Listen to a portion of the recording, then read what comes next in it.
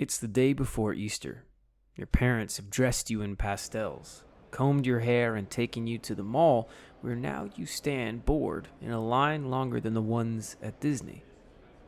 Too short to see what you're waiting for, and annoyed that what you can see are your favorite stores in the distance, but Mom told you you'd have to wait until after the surprise to go. Every minute or so you slowly inch forward, surrounded on all sides by other kids dressed similarly and seemingly just as confused about the whole situation as you are. And then you feel it. Your mom squeezes your hand, and with a little squeal of excitement she whispers, "There he is." Your eyes widen. What is this giant, pink monstrosity? Its massive grin and hollow, colorful eyes stare right through you. He extends a hand forward.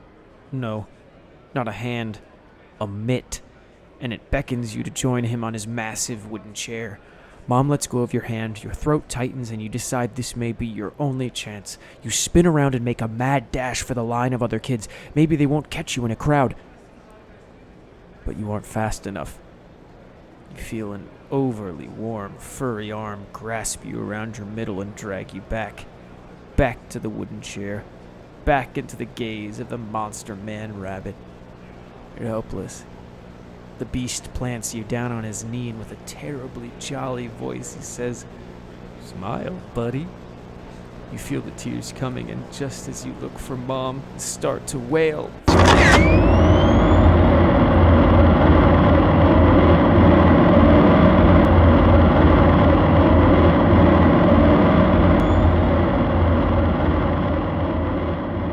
Hello again, and welcome back to The Stash. I'm your host Z-Man, and today we'll be talking spoiler-free about Puppet Combo's Murder House.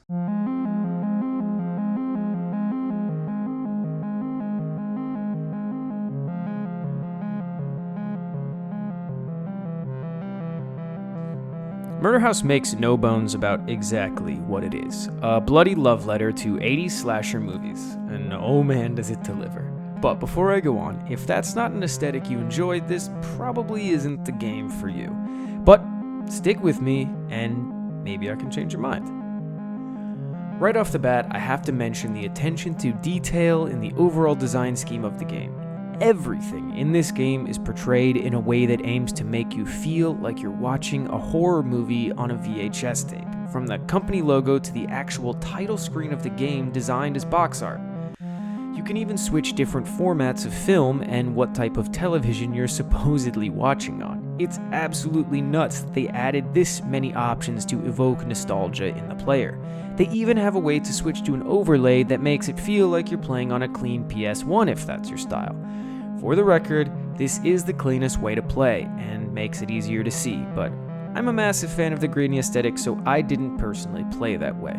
But the fact that Puppet Combo added all these options to evoke nostalgia in as many different people as they could gets a huge thumbs up in my book. Murder House gives you an option to start at a prologue or get right into the main game itself, but I highly suggest playing the prologue as it really sets the tone for the rest of the game's around 3-hour runtime. It also eloquently teaches you the game's mechanics such as hiding and fetch puzzles that will be the bulk of your later experience. As I stated earlier, this is a spoiler-free review, so I won't elaborate on it much more than that, but I will say the game establishes its very dark storyline and also splices in a little subtle comedy that definitely brings levity to some of the experience's more horrific moments. And believe me, there are some.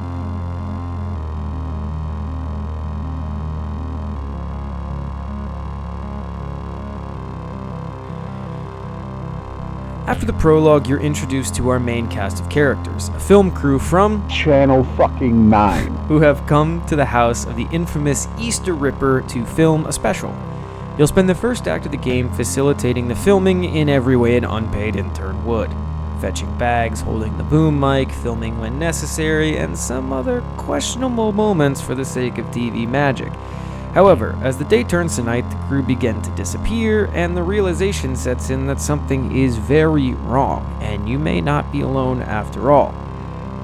You'll spend the second and third acts of the experience entwined in the killer's horrible game as you work to escape with your life. It's a simple plot, but fans of the slasher genre will know that simplicity usually works best here. You don't need an overly complex plot to evoke fear. In fact, I often find that leaving me guessing as to the reason behind a serial killer's motives are almost always scarier if left mostly to the imagination. That's not to say they don't explain his motives, but you'll have to make it to the end to get any real reasoning.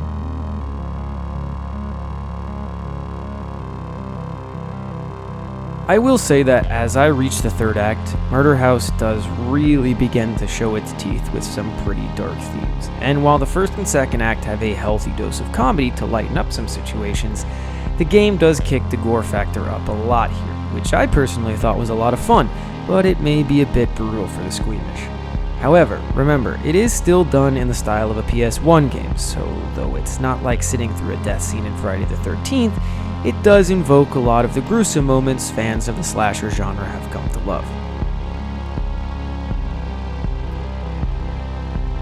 The control scheme of the game is very reminiscent of early Resident Evil, equipped with tank controls, cinematic cameras, and a heart rate bar in your inventory. You'll be looking for pencils to save your game in the same way you'd look for ink ribbons, and there's a safe room to save that acts like most RE games. Supplies are very scarce, and you'll need to spend a bit of time identifying good hiding spots for those stickier moments when you're being pursued. However, that's where the comparisons end, so don't expect an RE clone here. I'd be remiss if I didn't mention the ending. Again, I'll say, this is a spoiler-free video, but the ending into the epilogue is ridiculously fun. Unexpected and completely in line with the genre, it closes almost every plot hole and strategically leaves you with a few more unanswered questions that left me hoping we'd get a sequel very soon. Murder House was an absolute blast to play. From its excellent music to its artistic aesthetic, it's truly a complete package. It reminded me of all those nights I'd stay awake until after my parents fell asleep, just so I could terrify myself with slasher movies. Dark enough to disturb you, self-aware enough to make you laugh, and just plausible enough to make you think twice about mall Easter bunnies. Go pick up Murder House. I promise you won't be disappointed.